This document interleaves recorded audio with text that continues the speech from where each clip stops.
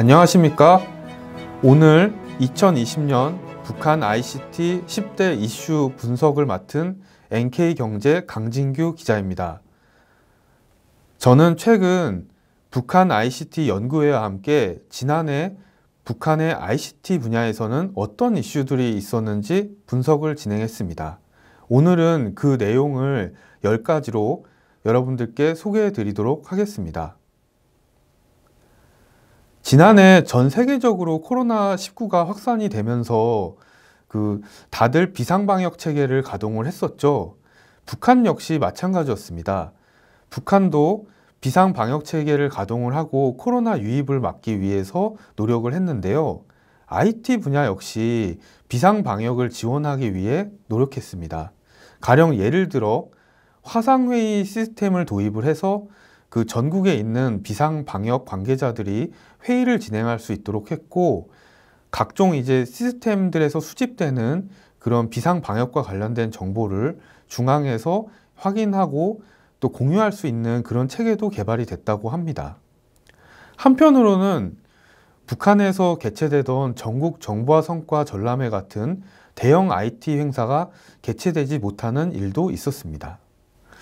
두 번째는 첫 번째 이슈와 좀 관련이 있는 내용인데요. 북한에서 이제 코로나19가 확산이 되면서 그 학생들이 교육을 제대로 할 수 없었습니다. 그 작년 상반기 같은 경우에 북한의 학생들이 개학이 계속 늦어지면서 집에서 이제 교육을 해야 됐었는데요. 북한의 교육 당국은 학생들의 재택 교육을 위한 프로그램들을 개발을 해서 이제 학생들이 공부를 스스로 할 수 있도록 했습니다. 그 대표적인 것이 최우동생의 벗이라고 할 수가 있습니다. 그리고 또 학생들의 이 같은 지도 내용을 확인하기 위해서 선생님들이 직접 집을 방문해서 확인을 하는 그런 대면 수업 제도도 마련을 했다고 합니다. 교육과 관련해서 지난해 또 중요한 소식이 있었습니다. 북한에서는 지난해 4월 원격교육법이 제정이 됐습니다. 원격교육은 이미 북한에서 예전부터 진행이 됐던 내용인데요. 그런데 이와 관련된 법은 그동안 없었다고 합니다. 지난해 북한에서 원격교육법이 제정이 됨으로써 원격교육이 북한에 제도적으로 정착을 할 수 있을지 주목이 됩니다. 특히 이 원격교육법에는 북한의 모든 주민들이 원격교육을 받을 권리가 있다는 규정이 포함됐다고 합니다. 또 북한에서 좀 중요했던 소식은 이동통신법이 제정이 된 것입니다. 북한에서도 이미 이동통신이 활성화가 돼서 약 600만 대 정도의 휴대폰이 사용되고 있다고 합니다. 그런데 역시나 북한에서 이 이동통신에 관한 법은 그동안 없었는데요. 지난해 12월 북한은 이동통신법을 제정을 하면서 이동통신 설비, 구축, 운영, 연구 개발, 사업 등에 관한 내용을 명시했다고 합니다. 다만 이 이동통신법에 대한 내용은 아직까지는 공개되지 않고 있습니다.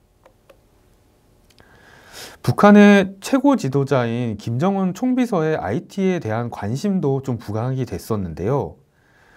이미 오래전부터 김정은 총비서가 IT에 관심 있다는 소식들은 많았습니다. 그런데 지난해 같은 경우에는 좀 더 세부적으로 내용들이 공개가 됐는데요. 예를 들어 김정은 총비서가 건축 연구소를 방문을 했는데 건축 소프트웨어를 보고 그 소프트웨어를 자신이 직접 설명을 했다거나, 또 북한의 과학기술 보급실 전자도서관을 방문을 해서 과학기술 보급이 어떻게 진행이 되는지를 직접 살펴봤다는 내용이 전해졌습니다. 그만큼 김정은 총비서가 굉장히 그 디테일한 부분까지도 이 IT를 좀 챙기고 있다고 그렇게 볼 수가 있겠습니다. 그 다음으로 또 중요한 소식은 인공지능 기술이 확산됐다는 점입니다. 북한에서는 이미 예전부터 인공지능 기술이 확산이 됐었는데요.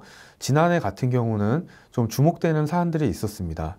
아마 이 옆에 보시면 아시겠지만 그 2월에 진달래 스마트폰이 출시가 됐습니다.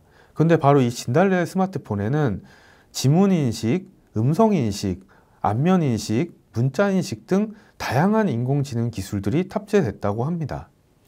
또 북한에서는 지난해 국가 컴퓨터망에 기반한 인공지능 번역 서비스가 소개됐습니다.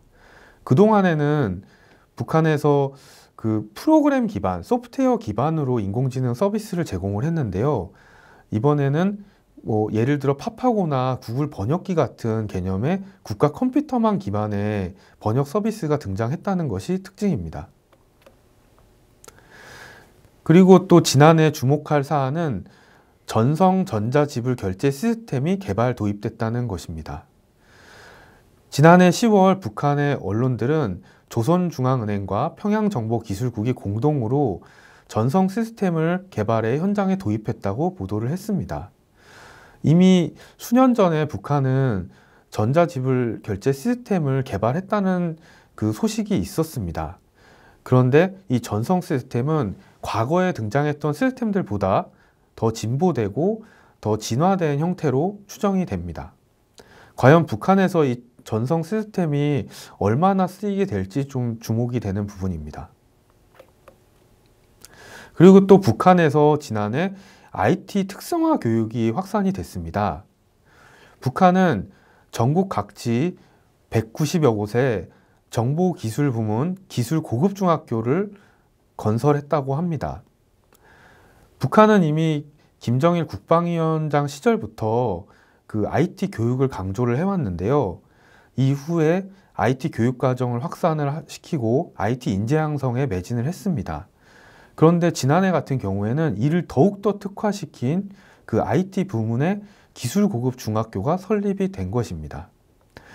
이를 통해서 북한이 그 과학기술 인재, IT 인재 양성에 아직도 굉장히 큰 공을 들이고 있다는 점을 알 수 있습니다. 또 북한의 지난해 그 과학기술 보급 사업이 굉장히 확대가 됐습니다. 북한의 과학기술 보급 사업 같은 경우는 과학기술 전당이 설립된 이후로 지속이 됐었는데요.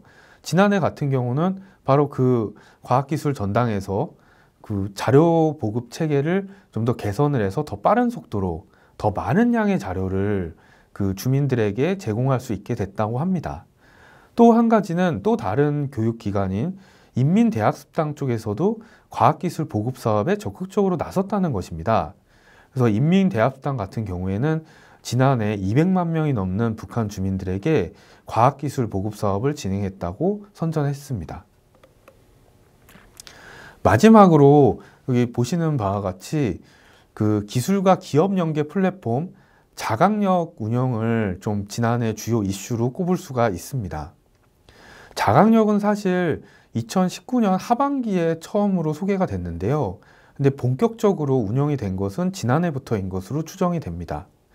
그 이유는 지난해 초에 자강역 시스템이 업그레이드 됐다는 소식들이 전해졌고 또 4월에는 이 시스템이 본격적으로 운영된다는 내용들이 소개됐기 때문입니다. 이 시스템은 기술과 기업을 연계를 해서 보다 새로운 제품, 새로운 기술을 개발한다는 측면에서 주목이 됩니다. 지금까지 2020년 북한 ICT 10대 이슈를 분석을 해드렸습니다. 다음 시간에는 2021년 올해 북한 ICT 이슈들을 전망하는 시간을 갖도록 하겠습니다. 지금까지 NK경제 강진규 기자였습니다. 감사합니다.